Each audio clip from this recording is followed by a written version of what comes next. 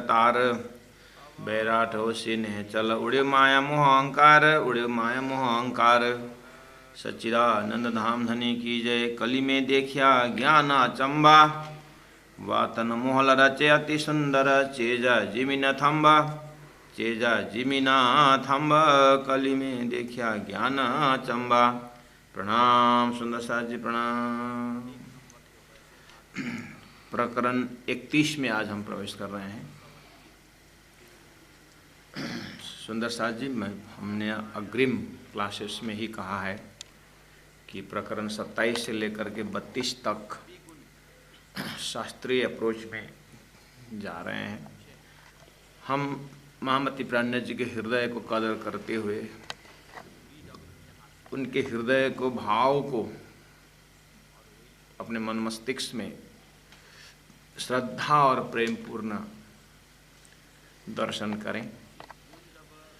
महामती प्राज्ञ जी अपने सद्गुरु का ज्ञान, तारतम ज्ञान, उस इलम लुदनी दिव्य परम धाम का संदेश को लेते हुए जब प्रचार प्रसार में निकलते हैं तो धरती में सृष्टि के शुरू से ही ज्ञान है। लौकिक ज्ञान है, परलौकिक ज्ञान है, ब्रह्म तत्व का ज्ञान है, अखंड ज्ञान है। सबका सार वेद है। वेद ही वेद भगवान कहा जाता है। उसके बाद उपनिषद है, पुराण है। ये सारी बातें महामती प्राज्ञ जी ने उन वेदों का कुछ नहीं, वेदों के लिए प्राज्ञ जी कोई कंप्लेन नहीं, लेकिन उस ऋषियों ने दिया जो मंत्र की जो व्याख्या करने वालों ने जो व्याख्या की है, उसमें प्राज्ञ जी महाप्रभु का आश्चर्य लगता है कि कैसे व्याख्या कर रहे हैं। एक अर्थ में महामती प्राज्ञ जी ही कह सकते हैं कि इनको वाणी को देखते हुए, इन लोगों के अर्थ को देखते हुए, इनको व्याख्या को देखते ऐसा लगता है कि इनको अधिकारी किसने दिया वेदों की व्याख्या करने की, उपनिषदों की व्याख्या करने की इनको अधिकार ही किसने दिया। ऐसा प्राज्ञ जी महाप्रभु सोचते हैं। तो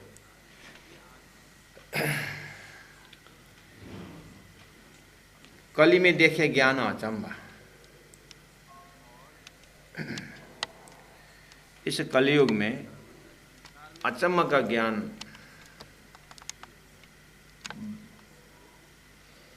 देखने में, सुनने में आया करके बोलते हैं। कली में देखे ज्ञान अचंबा। सुंदर साथ जी, इस तरह इसका प्रत्येक प्रकरण जो है, एक बात तो हमने सीक्वेंस की बात की, प्रत्येक प्रकरण हम स्वतंत्र दिमाग से, जब भी हम मदल में बैठेंगे खाली दिमाग लेकर के बैठे, खाली दिमाग लेकर के बैठे तो प्राज्ञ जी कुछ, हालांकि कुछ कुछ समझ गए जैसा लगता है, लेकिन फिर भी उस समझ को हम उस समय में खाली करके फिर प्राज्ञ जी को जितने बार प्राज्ञ जी बोलेंगे हम उतने बार नया जोश, नया जांगर लेकर के, नए हिम्मत लेकर के श्रवण करेंगे तो उसका लज्जत कुछ अलग ही होता है। प्राज्ञ जी महाप्रभु एक ही प्रसंग को बार बार समझा करके ये दर्शाना चाहते हैं कि ज्ञान स्वरूप हो जाओ, मतलब ज्ञान सुनते सुनते ज्ञान स्वरूप हो जाओ। इसलिए उसी प्रसंग को बार बार प्राज्ञ जी जोड़ देते हैं। जैसे कोई लोग बोलते हैं भागवत सभी का समझ में आता है, लेकिन जब ये प्रणामी वक्ता, ये प्रणामी बैनर से जो वक्ता भागवत करते हैं, थोड़ा कुछ आगे बढ़ने के बाद समझ में नहीं आता है कि क्या बोलते हैं करके बोलते हैं। हमारे यहाँ रायगढ़ में हमने 2-3 बार 12-15 गांव को इकट्ठा करके हमने भागवत करवाई। यहाँ पर कोपिला कुंज जी माता जी का, और रामायण भी हमने करवाई, हम करवाते रहते हैं साल में 1 बार 2 बार। तो गांव वाले ही ऑर्गेनाइजर बना देते हैं सारा। हम अपना माइक है, अपना ही सारा है लेफ्ट सामग्री, लेकिन नाम उनको हम देते हैं ताकि इन्वॉल्वमेंट हो जाए। तो एक एक दिन का प्रसाद लिखवा देते हैं, आए तो ठीक है, नहीं तो अपना प्रसाद स्टैंड बाई तो होता ही है। तो वो लोग पहले साल बहुत जुट गए, दूसरे तीसरे में हम बुलाने गए, आएंगे जरूर गुरु महाराज, लेकिन आपका ध्रुव प्रहलाद तक तो समझ में आता है, स्वर्ग वैकुंठ भगवान नारायण तक तो आता है, उसके बाद आप लोग किधर जाते हो पता ही नहीं चलता है बोलते।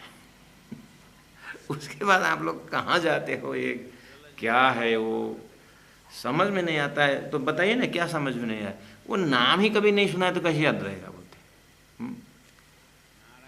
अच्छा क्या समझ में नहीं आया, अक्षर समझ में नहीं आया, पता नहीं अक्षर बोलते क्या बोलते, नारायण तक समझ में आता है, विष्णु तक समझ में आता है, आगे समझ में नहीं आता है।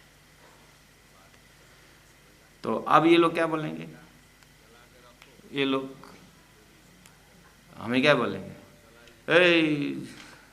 रायगढ़ में एक मंदिर, आप रायगढ़ में एक साधनालय है, इन लोगों का ज्ञान अचंबा, वो भी बोलेंगे कली में देखे ज्ञान अचंबा, पता नहीं विष्णुदेव ब्रह्म कहाँ जाते हैं, ज्ञान अचंबा, ये भी ये सेंटेंस प्रयोग करेंगे। हाँ, अचंबा का ज्ञान देखिए, अक्षर उत्तम पुरुष बोलते हैं क्या।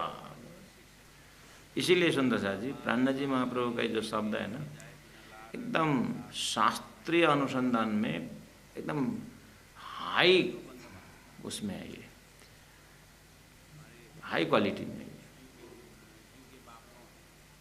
ये प्राणनाथ जी के सामने में ना, या शंकराचार्य वल्लभाचार्य से भी आगे ब्रह्मा विष्णु महेश ही सामने में,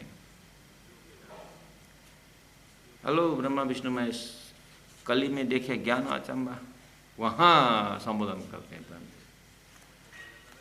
बात न मोहल रचे अति सुंदर, शब्द बहुत सुंदर प्रयोग किए हैं, लेकिन जिसका चेजा जिमिन थम, न जिसका छत है, न जिसका फाउंड जिमिन मतलब नींव का न फाउंडेशन है, न जमीन है, न थम, वही है। क्योंकि यहाँ शब्द बात न मोहल, मोहल मतलब घर, बातों का महल रचे, तो बातों का महल होने के कारण उसका जो महल खड़ा करने के लिए क्या चाहिए, फाउंडेशन चाहिए, और जमीन चाहिए, है ना, घर बनाए थंब चाहिए।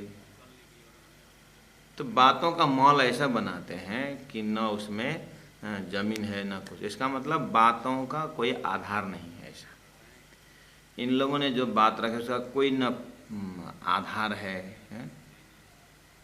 सपोज मान लीजिए बातों में उन्होंने ब्रह्म खड़ा किया, ठीक है, बातों में ब्रह्म खड़ा किया, अब ब्रह्म का स्वरूप बताइए, बोलेंगे तो निराकार बोलेंगे, और निराकार का न थंब है, निराकार बोलने का तो बात दिखा ना, कहाँ ब्रह्म, ब्रह्म स्वरूप बोलते हैं, और ब्रह्म स्वरूप का न धाम है, और धाम तो निराकार बोलते, तो निराकार बोलने के बाद तो कुछ तो नहीं रहा, फिर ब्रह्म स्वरूप कैसे अंदाज करें। तो ऐसे ही उनके ज्ञान का मैं प्राणनाथ जी बोले मैं सुनता हूँ, कोई आधार ही नहीं। इस तरह से स्वामी जी प्रवेश होते हैं प्रसंग में। तो आइए, इसीलिए हम सर्वप्रथम इस प्रकरण को कहाँ से प्राणनाथ जी खड़े होकर बोल रहे हैं उसको पहला पकड़ें। मैंने पहले ही बोला हूँ सुंदर शाह जी, हर प्रकरण को एक खाली दिमाग से, नया दिमाग से पकड़े, नया चीज समझ करके पकड़े।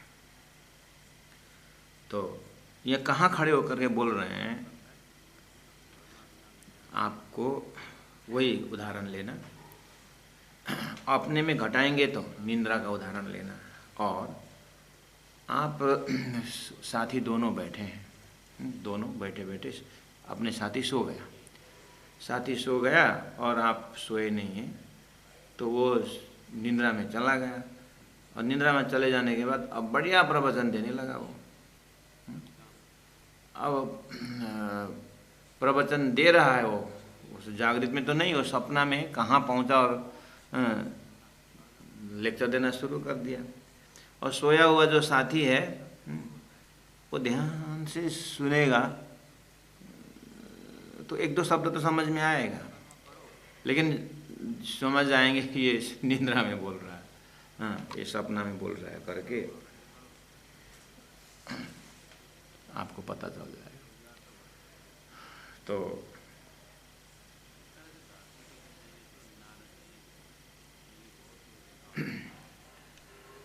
निंद्रा में बोल रहा है करके पता चल जाता है। अब निंद्रा के साथी, ये जो साथी निंद्रा में उस सपना में जा करके, असंभव है हमारे लिए लेकिन ब्रह्म के लिए बन सकता है, क्योंकि ब्रह्म तो कर्तम अकर्तम अन्यथा कर्तम यदि ब्रह्म है। तो अगर सपना में जा करके वहीं जा करके उसका लेक्चर सुने तो वहीं जाना उसके सपना में और लेक्चर सुनना क्या क्या प्रवचन करता है। हम ऐसे दौड़े ये वो बड़े, आप देखते हैं दौड़े, वो तो स्वयं सोया हुआ है, हम अभी तो उसको मिल गया है, तो ये कहाँ बैठ के, ये कहाँ बोल रहा है, कहाँ लेक्चर दे रहा है, बस ऐसे ही समझ। और धरती में जैसे सपना में माँ करके कोई चिल्लाए तो माँ शब्द जो गया ना, गया तो जागृत से गया, और वो सपना में जो माँ गया वो मान के चलिए वेदों का वाक्य गया तो जागृत से गया ना। लेकिन वहाँ सपना के बुद्धि से माँ के अर्थ लगाने वाले, सपना के बुद्धि से माँ के अर्थ लगाएंगे, लेकिन उस माँ को प्राप्त करने के लिए अगर दौड़ेंगे कोई भी जागृत में नहीं पहुंचता है, जागृत को माँ में कोई नहीं पहुंचता है। वो सपना में बना, सपना में उच्चारण किया और सपना में खत्म हुआ। इसीलिए इसका चेजा न जीमी न थम्बा। ये लोग परमात्मा नाम उच्चारण करते हैं लेकिन न परमात्मा का धाम इनको मिला है, न परमात्मा की लीला इनको मिली है। सब सपना के बुद्धि में माहो, सपना के बुद्धि में दुनी दुनी पे चाहे दुनिया, वहीं पर ये है। उस तरह से अक्षरातीत परब्रह्म परमात्मा ही बोल सकते हैं इस चीज़ को, न नारायण बोल सकता, 33 करोड़ दिव्य देवता को तो बात ही छोड़े सुन सकते। इसलिए बहुत ही संभाल के लेना होता है। इसी ऐसे अर्थ में तो प्राणनाथ जी को कोई संत टाइटल देते हैं, संत मोहम्मद प्राणनाथ बोलते हैं, कोई युग पुरुष बोलते हैं। ठीक है, एक संसार में ऐसा टाइटल चलता है वो कदर देने से, लेकिन सुंदर साथ जी प्राणनाथ जी शब्द का कोई हमारे आद्य प्रवर्तक करके ऐसा भी नहीं। प्राणनाथ मतलब साक्षात अक्षरातीत श्री राजी महाराज को शब्द। यहाँ प्राणनाथ शब्द से जैसे दुनिया में लोगों को राम बोलते, कोई भी दशरथ का बेटा करके आरती नहीं करते हैं। अवतार पुरुष राम जो वैकुंठ से आए हैं, आए तो दशरथ के दरबार में से, लेकिन भाव वहाँ नहीं रहता है। ऐसे ही प्राणनाथ शब्द से सुंदर साथ जी हम अक्षरातीत परब्रह्म परमात्मा को, अक्षरातीत परब्रह्म परमात्मा के पास जाएं। उसके बाद परब्रह्म परमात्मा ने अक्षर ब्रह्म के ऊपर, अक्षरों का माध्यम बना करके ये सृष्टि जगत की रचना की।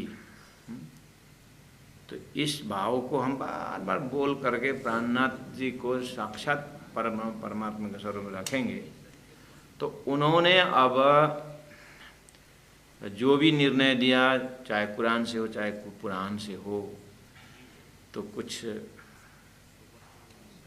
बोलने की भावना समझ में आया। ठीक है, तो वो परमात्मा स्वरूप महामती प्राणनाथ जी ज्ञान देते हैं। बोल रहे हैं कि कली में देखिए ज्ञान अचंबा, बातन मोहल रचे अति सुंदर। बातों का बहुत सुंदर सेंटेंस है, वाक्य है, शब्द भी बहुत बढ़िया बढ़िया है, लेकिन उसका चेजा फाउंडेशन स्टोन भी नहीं है, आधार भी नहीं है, और ज़मीन वहाँ पर कुछ आधार कुछ नहीं है, न थंब है। अब आगे बढ़ते हैं, थोड़ा एक बार आप शब्द से फेमिलियर हो जाइए कि प्रथम आवृत्ति, सेकंड आवृत्ति में फिर उसके और गहराई जो जो होता है वहाँ जाएंगे। एक ही आवृत्ति में आपको शब्द का थोड़ा सा शब्दार्थ लोकेशन हमने बताया। अब क्यों प्राणनाथ जी ऐसा बोल रहे हैं, तो चौपाई नंबर 2 में देखिए, अंग न इंद्रिय अंतस्करण वाचा ब्रह्म न पहुँचे कोई, ऐसे बोलते हैं। उनका ज्ञान प्राणनाथ जी ने घंटों सुने। बोलते हैं कि ब्रह्म न पहुँचे कोई, ब्रह्म तक कोई नहीं पहुँच सकता है। अच्छा, ब्रह्म न पहुँचे कोई, ब्रह्म तक कोई नहीं पहुँच सकता, कुछ नहीं पहुँच सकता। वो कुछ में क्या आता है, बोले अंग न इंद्रिय, 5 ज्ञानेंद्रिय 5 कर्म इंद्रिय हैं। अंग मतलब, और अंतस्करण तो लिखा ही है, मन बुद्धि चित्त अहम। और वाचा वचन, तो अंग न इंद्रिय अंतस्करण, अंतस्करण में सभी आ गया। तो सब अंग गुना अंग इंद्रियां, 5 ज्ञानेंद्रिय भी नहीं पहुँच, अर्थात ब्रह्म को शब्द से भी पता नहीं लगा सकते। हाँ, स्पर्श भी ब्रह्म को कर नहीं सकते। ऐसा ब्रह्म न पहुँचे कोई, इस तरह से ब्रह्म तक मन वचन पहुँच नहीं सकता है करके प्रवचन दिए। और शास्त्र कोट करते हैं, जैसे कठोपनिषद में, कठोपनिषद में कहा है वहाँ, वाचा न वर्तिति, वचन ब्रह्म तक नहीं पहुँचता है, न इंद्रिय पहुँच सकता है। सभी उपनिषदों में है, ब्रह्म तक गुणांग इंद्रिय नहीं पहुँचता है। यूँ कहे शाखा पुरावे श्रुति, यूँ कहे इस तरह से बोलते हुए अपने प्रवचन में, अपने ज्ञान में साक्षी देते हैं, शाखा पुरावे साक्षी देते हैं श्रुति की, वेद शास्त्र उपनिषद संत वाणी की श्रुति का उन्होंने प्रमाण देते हैं। इस तरह से फलाने उपनिषद में ऐसा लिखा हुआ है, फलाने सुखदेव महाराज ने ऐसा कहा है। इस तरह से श्रुति देते हैं कि अंग न इंद्रिय अंतस्करण वाचा ब्रह्म न पहुँचे कोई, ब्रह्म तक कोई नहीं पहुँचता है, कोई साधन नहीं पहुँचता है ब्रह्म तक, हैं। तो प्राण कुछ नहीं पहुँच सकता, नहीं पहुँच सकता। तो फिर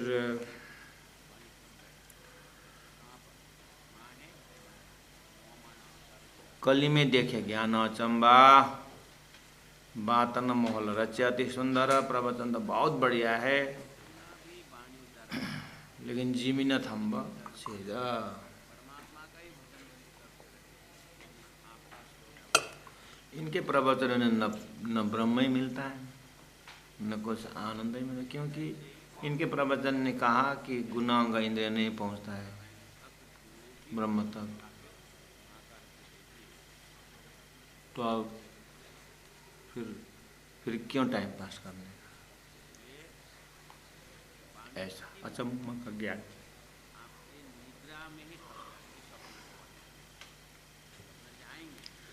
एक महात्मा जी ने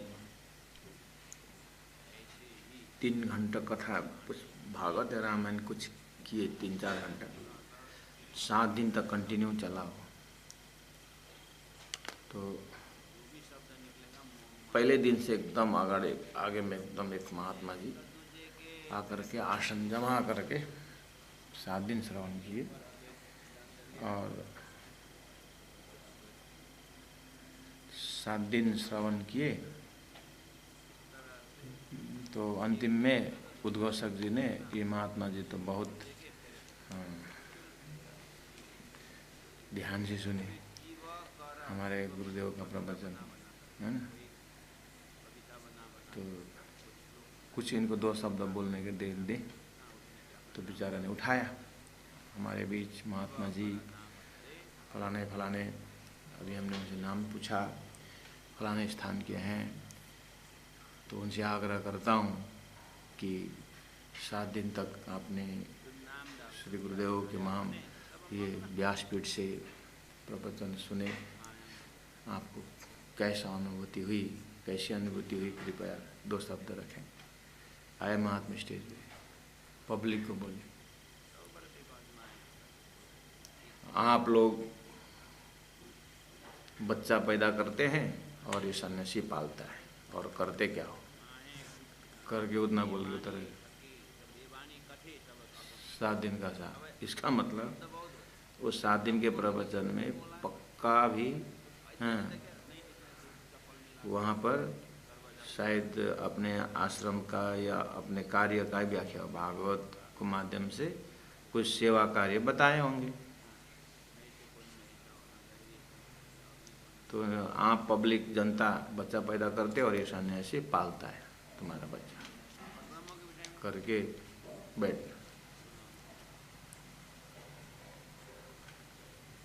तो ऐसे ही परब्रह्म परमात्मा के आसन से देखा जाए, ये धरती में कोई साकार ब्रह्म की बातें, कोई निराकार ब्रह्म की बातें कर रहे हैं, कोई निर्णय नहीं देंगे क्या ब्रह्म है। तो परब्रह्म परमात्मा ये लोग कब मेरे पास पहुँचेंगे? इन लोगों के शब्दों में कोई दम ही नहीं, न चेजा है, न जी मैं यहाँ बैठा हूँ, हाँ, और ब्रह्म का आकार ही नहीं है, प्रकार नहीं है, बेछबी बेनिमुन कुरान भी ये बोल रहा है, और कुरान बोलने वाला भी हाँ, निराकार निरंजन ऐसा बोलते हैं।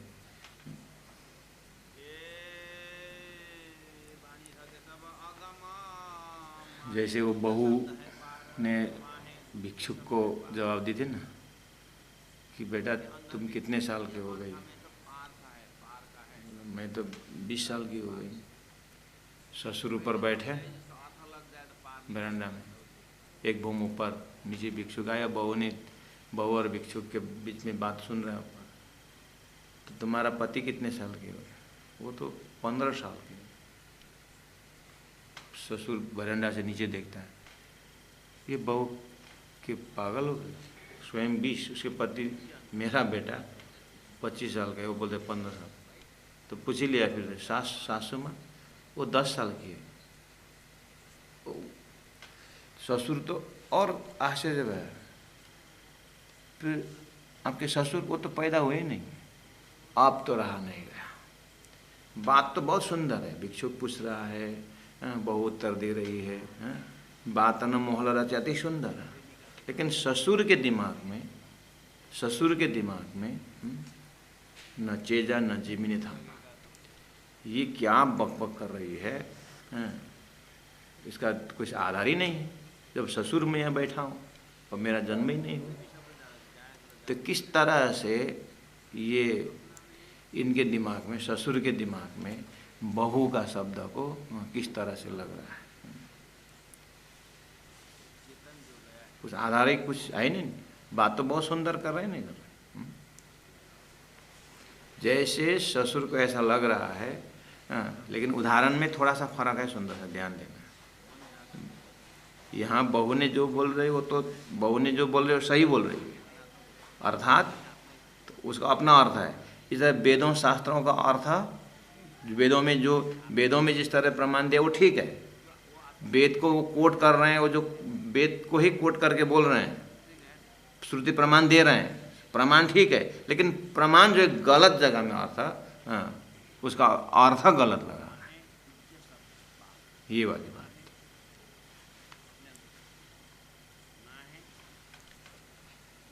तो बातों तो बहुत सुंदर, लेकिन उसका कोई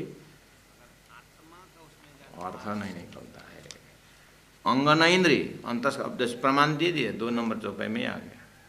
अब ध्यान से सुनना, अंगना इंद्रिय अंतस्करण वाचा ब्रह्म न पहुंचे कोई, मतलब ब्रह्म तक, मेन सेंटेंस है ये, ब्रह्म न पहुंचे, ब्रह्म तक कोई नहीं पहुंचता है, कुछ नहीं पहुंचता है, न अंग इंद्रिय पहुंचता है, न अंतस्करण पहुंचता है, न वचन पहुंचता है। यूँ कहे शाख पुरावे श्रुति। ये लोग जिनका प्रवचन सदगुरु सुन रहे हैं, जो वेद शास्त्रों में व्याख्या कर रहे हैं, उन लोगों का अपनी जो बात उन्होंने कही ब्रह्म तक इंद्रिय नहीं पहुंचता है करके मुख से बोले, उसके बाद शास्त्र प्रमाण दे दिया कि इस तरह से मुंडक इस तरह लिखा है, मांडुक्य में इस तरह से लिखा हुआ है, और वेदों में इस तरह से लिखा हुआ है, गुणांग इंद्रिय नहीं पहुंचता है करके अब उन्होंने प्रमाण भी दे दिया। प्रमाण शास्त्रों का है, प्राणी उसको खंडन नहीं कर रहे हैं, लेकिन ये प्रमाण कहाँ किस तरह से कब की बात है करके ये व्याख्या नहीं है, सीधे सीधे उन्होंने अर्थ कर दिया। अब वो लोग क्या बोलते हैं प्रवचन देखना, अंगना इंद्रिय अंतस्करण बात ब्रह्म न पहुँचे कोई, ठीक है, यूँ कहे शाखा पुरावे फेर कहे अनुभव हुए।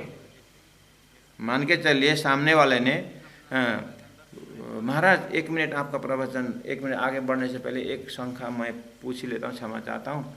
जब गुण अंग इंद्रिय नहीं पहुँचता है ब्रह्म तक, तो मैं कान पहुँचता तो शब्द से मुझे हृदय में कुछ असर होता है। मेरे हृदय में एक प्रकार का जो आकार लेता है वो शब्द से आता है, या तो स्पर्श से मुझे ज्ञान होता है, या मेरे आँख से रूप देखता हूँ तो मेरे हृदय में है। तो गुण ब्रह्म तक ये गुण अंग इंद्रिय कुछ पहुँचता ही नहीं है, तो फिर आप बोलेंगे अनुभव हुए। तो मुझे गर्मी के अनुभव होने के लिए मेरे पास स्किन होना चाहिए, चमड़ी होना चाहिए। मेरे अंदर रूप का अनुभव होने के लिए काला गोरा छोटा बड़ा जो आकार रूप है वो अखंड, उसका अनुभव होने के लिए मुझे आँख होनी चाहिए। और शब्दों का जो है उससे मेरे कान से आवाज़ होनी चाहिए, तभी तो कान होना चाहिए, तभी मेरे पास शब्द का असर होता है। लेकिन फिर अनुभव हुए जो आप बोल रहे हैं मुझे ये समझ में रहा है, ठीक है, ब्रह्म तक गुणांग इंद्रिय नहीं पहुँचते, कुछ नहीं पहुँचता है, तो होगा कोई सेलिशियल कहीं होगा करके, ठीक है, उधर ही रहे हम इधर ही, नहीं पहुँचता है, ठीक, संतोष। लेकिन फिर बोल रहे अनुभव हुए, ये बात समझ में नहीं आता। जब गुणांग इंद्रिय पहुँचते हैं तो अनुभव कैसे, या तो अनुभव का चैप्टर छोड़ दीजिए। आप बोलते हैं हम तो अनुभव लेके बैठे, हम ब्रह्माष्टमी जो भी हो। तो प्रैक्टिकल चीज़ है, मुझे गर्मी के अनुभव होने के लिए मुझे स्किन होना चाहिए, क्योंकि कितने जने को आँख नहीं होता है तो उनका रूप का अनुभव नहीं होता है।